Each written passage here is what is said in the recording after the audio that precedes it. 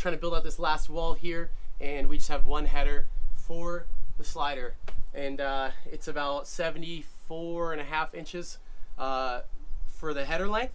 And so obviously our 2x8s are cut to that. Put our first one down. These are just about 1/2 inch plywood. That's going to give us that space to meet the 5.5 inch thick wall. Some people complain about, can't you use insulation in there?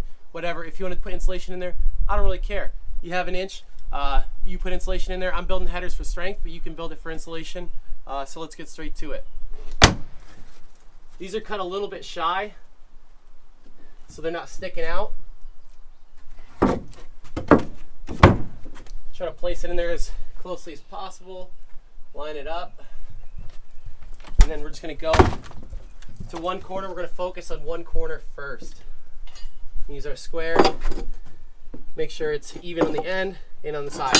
We know these corners are good. We're going to nail that in there. We're going to go down to the other corner.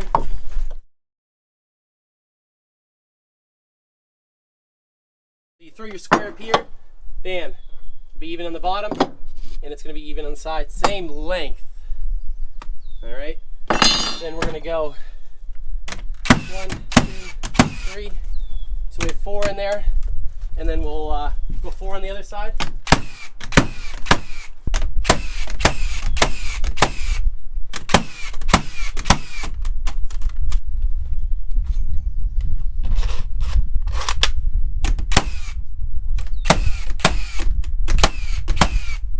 So we have 4 nails for the 8-inch board. Obviously, if you're doing a 2x6, you do 3. If you're doing a 10, you do 5.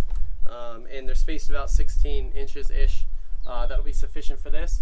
And then you're going to lay your next piece of plywood, and then that next 2x on top, and then that's going to be your header. Same exact thing.